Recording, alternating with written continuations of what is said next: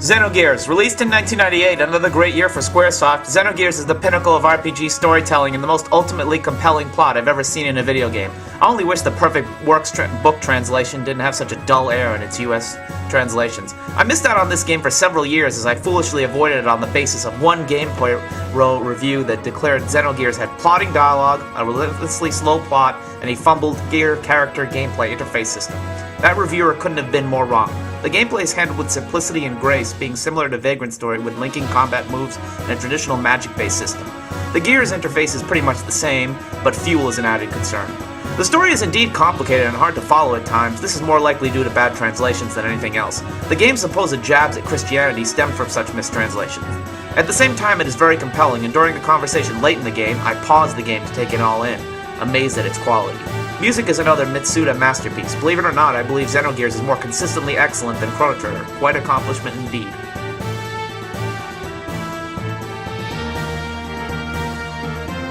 Number 2.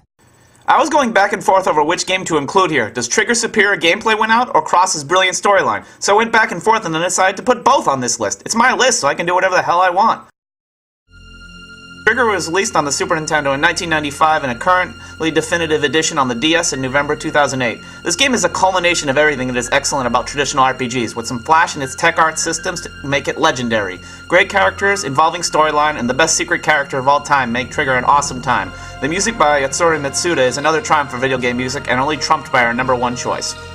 Cross, released on PlayStation in August 2000, was bemoaned by Trigger's biggest fanboys for its failure to continue Chrono's adventures. Thinking back on Trigger's storyline, Chrono and his friends had a pretty lackadaisical attitude about changing history for their benefit, assuming that whatever they desired would automatically benefit all life. Cross deals with the consequences of such one-sided thinking. This is why I think Cross's storyline is the best storyline in gaming history, but because it owes so much to Trigger, it only really works for those familiar with the previous game. Masaru Kato penned Xenogears in between Trigger and Cross, so the pedigree of the Chrono storyline seemed to benefit from the labyrinth and evocative tale that is Xenogears.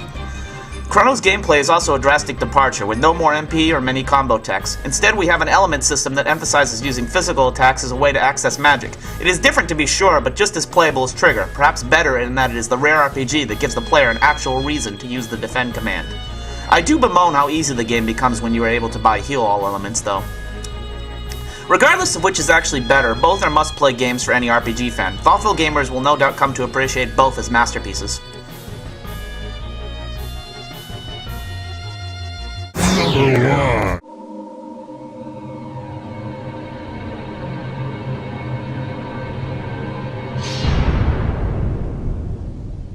Let's all point and stand and laugh, children.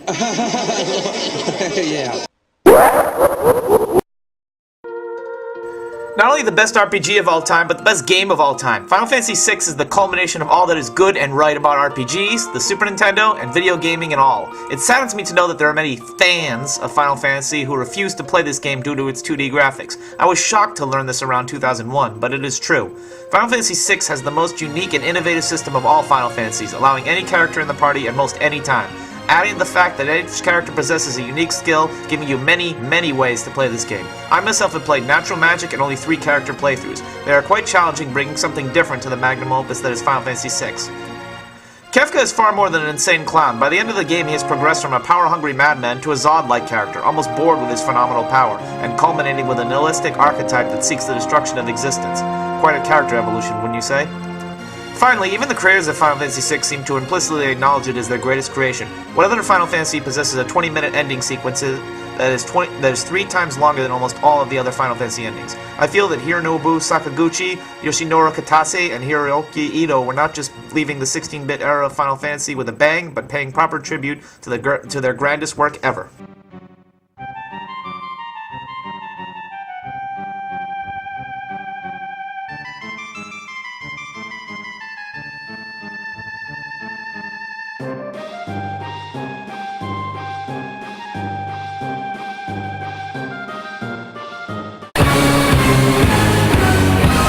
It's a